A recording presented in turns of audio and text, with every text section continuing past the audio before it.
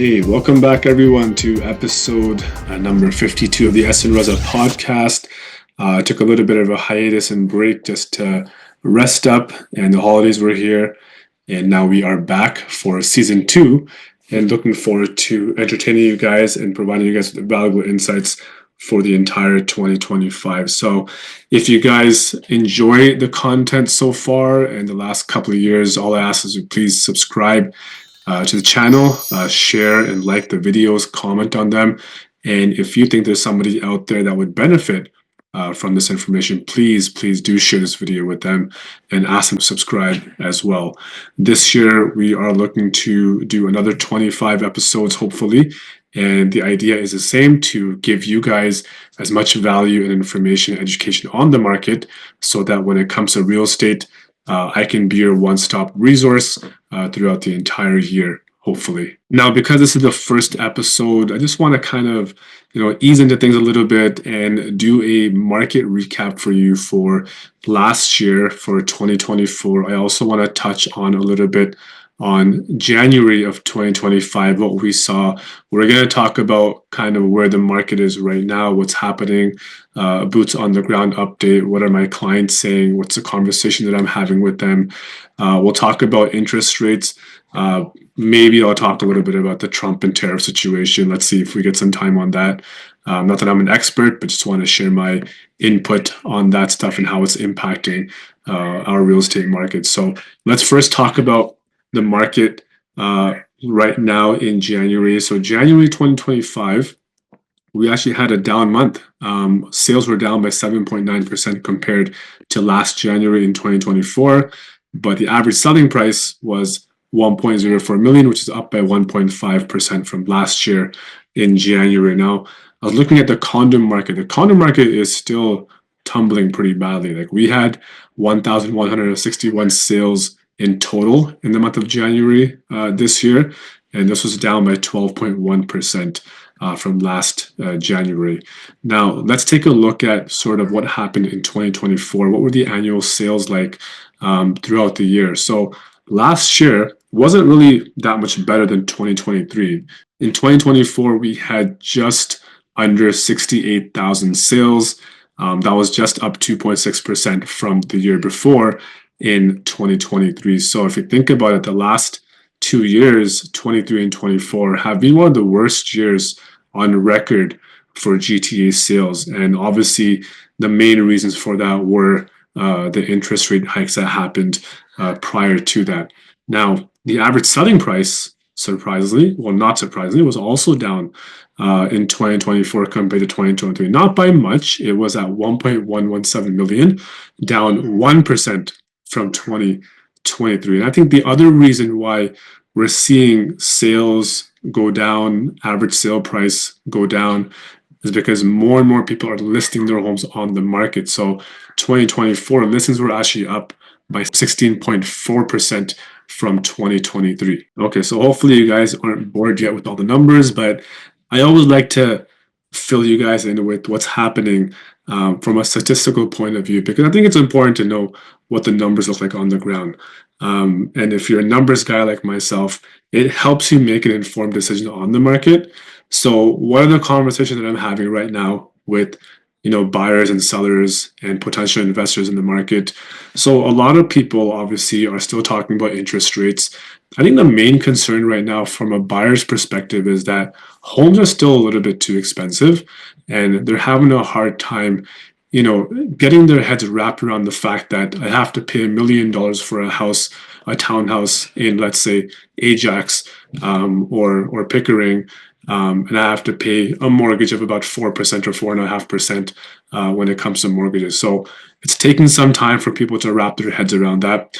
But I think I always go back to the main point, and that is that if you're in the market to buy a home, you don't want to overstretch yourself when it comes to budget, because there's a lot of other costs that come when you're buying a house. Even after you move in, furniture, renovations, there could be some repairs and maintenance that you need to do. The furnace, the AC, the roof can break down. You have to budget for all this. You need to have some sort of a cushion to understand that you're shelling a lot of money into this house. You need to have a cushion to make sure that you're able to afford it and stay in the home.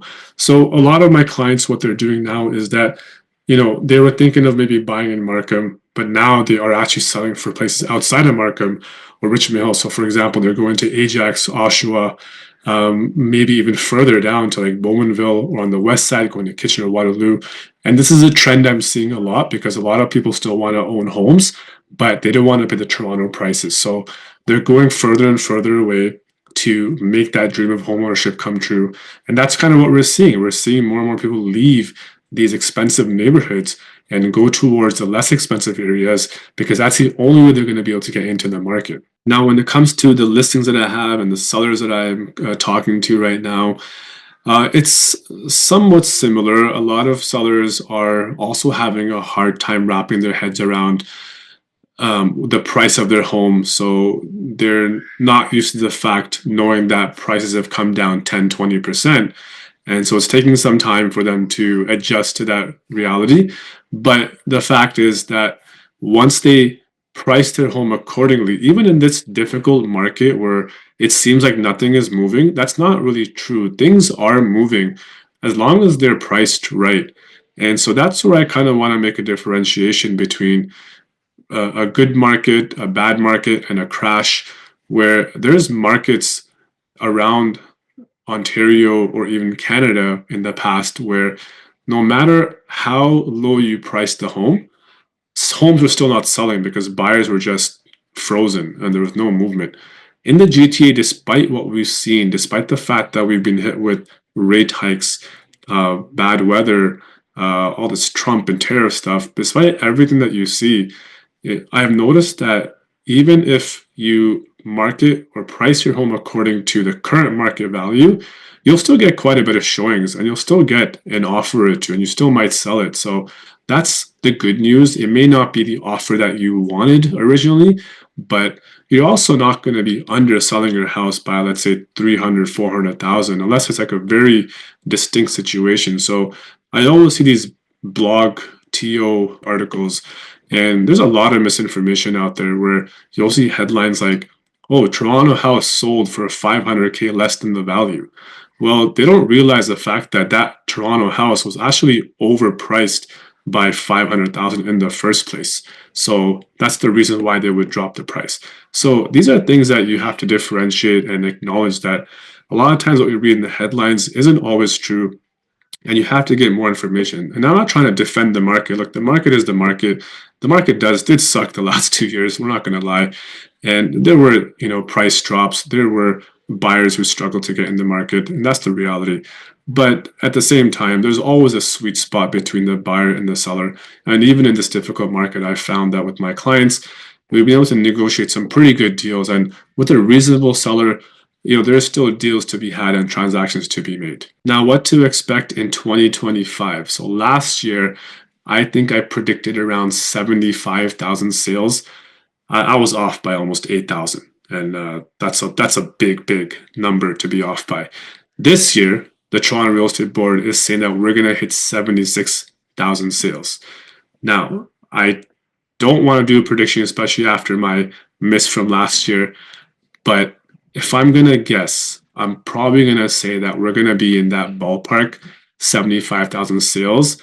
That being said, things can change on a dime. I mean, if interest rates keep going down the way they are, then yeah, we could hit that number. But if, let's say, interest rates are going down, but the Trump and tariff situation, comes into play, then I don't know. I'm not really sure how that's even going to impact the market. But it's going to be a really interesting year because really this is one of the few years where we absolutely have no idea what's really going to happen. In years past, you could kind of give a prediction with some sort of a guesstimate or an estimated opinion. This year, anyone who's given a prediction or a thought is really just kind of pulling it out of a hat and just guessing at this point. So even me, this prediction I'm giving to you is really a guess. I'm going to say 75,000 sales for 2025, but it's based on no real value or evidence. It's just my guess and my gut feeling, I guess. So we'll go with that. But I think at the end of the day, given the last 2 years were rough years when it comes to sales, I think this year still will be the same or a little bit better. And I think the reason for that is going to be interest rates. So if you go down the interest rate chart to see where rates were and where they are now, it's quite interesting. So back in June of 2024 is when we had the rate cut after a very long time, after all those rate hikes, and rates were dropped by 25 basis points. Then in July of 2024, they dropped again by 25 basis points. In September of 2024, we saw another drop of 25 basis points. And then in October and December of 2024, that's when we saw those big rate cuts where both months came down 50 basis points. And right now, just a few days ago in January, we saw another rate cut of 25 points. And everybody thought that these rate cuts were going to spur the market automatically. And if you ask me, they didn't really spur the market that much. There was a little bit of movement when we saw those 50 basis points back to back, but we didn't see that real push and that real anticipation, where buyers kind of were off the fence again and looking in the market. And like I said, it came down to the fact that a lot of buyers still can't afford to buy these homes. And now what's happening is that in order to get into the market, they're moving further and further away from GTA, away from Toronto, just to get into the homes. So that's the reality of it. This year, it looks like we're probably going to see 2 or 3 more rate cuts, according to the opinions of economists and bankings and bankers that I'm talking to. So I think maybe the next rate cut, which will happen in March, we'll maybe see another 25 basis point cut, maybe even a 50 basis point cut, and then maybe one more later in the year. So we'll kind of see where things go. I think as the year progresses, we might see things pick up a little bit, but at the same time, there's going to be more inventory on the market. And so as more buyers come into the market, there's also going to be more homes for sale.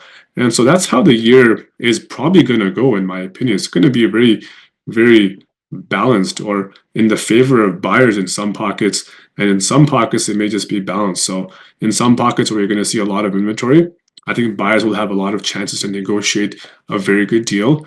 And other pockets where, there's pockets in Richmond Hill and Markham that still sell really well despite what's happening around you. They still may be doing okay, but they're not going to hit that boom that we saw in 2021 or 2022. So that's your full market recap. And when it comes to the current climate of the political environment and Donald Trump and the tariffs he's gonna impose, everyone keeps asking me, how is that going to impact the real estate market? And the truth and the real answer is I don't really know. I don't know how it's going to impact the real estate market. When I'm talking to people, a lot of my thoughts and processes and opinions are actually based on the conversations that I have with people. Because when I talk to 10 people and 10 people are thinking something similar, I feel like that's what maybe the majority of people are also thinking. And so right now, when I'm talking to people, not a lot of people are really saying that the tariffs are going to impact their decision to buy a home, because that's something outside of their reasoning to buy a house in the first place, right? They're not buying a house based on what Trump's going to do. They're buying a house based on their situation, based on whether their family is growing, whether their family needs to downsize or upsize, or if they need to sell because they're in a financial bind, or if they're first-time home buyers and they're renting and they want to buy a home for the first time. So these are the situations that buyers or sellers are having, the conversation that they're having. And maybe if things become really difficult this year and the tariffs are imposed, I don't know, maybe that's going to impact investors or even buyers and sellers who are thinking of getting in the market. I have no idea on how things are going to go this year. But right now, as I speak right now, not a lot of people I'm talking to are really using the tariffs as a decision maker or a factor in their home buying decision. So that's now, that could change maybe tomorrow or the day after or next month if things go from good to worse to bad. I don't know. But at the end of the day, when it comes to home buyers and home sellers, I always tell you that you have to make a decision based on your situation and your life at the moment. And don't let outside external factors impact that decision. Because one thing that I would leave you with, and this is probably the closing remarks, is that when you're buying your primary home, remember that your primary home is not really an investment property, right? So don't always look at it as an investment. Hey, I'm going to buy this home now and sell it for 500K down the road. As tempting as it is to think like that, you have to put your family and situation first and ask yourself, why are you thinking of making a move in the first place? Is your family growing? Are your kids married and you don't need the house anymore? You can downsize. Have you got a job somewhere else and you need to relocate, right? And if you let these external factors decide your decision, then you may not be helping your family in the first place as to why you wanted to move anyways. And so as much as it's important to consider data analysis, numbers, when it comes to your primary home, I think you also have to put yourself first and your family first and decide, is this a good move for me for the next 5 years or 10 years? And if it's yes, then you go for it. You obviously look for a better deal. And if it's no, then you stay put where you are and make the decision afterwards. That's my advice. So if that makes sense, I hope it does. Maybe you can make a better decision in the future. But if you have any more questions or need any more advice, you know where to hit me. Give me a call. I'd be happy to help. I hope you enjoy this episode. We're going to probably get some more guests on in the coming few weeks in the next episode, but please do subscribe to this channel, and I look forward to seeing you next time. Thank you very much.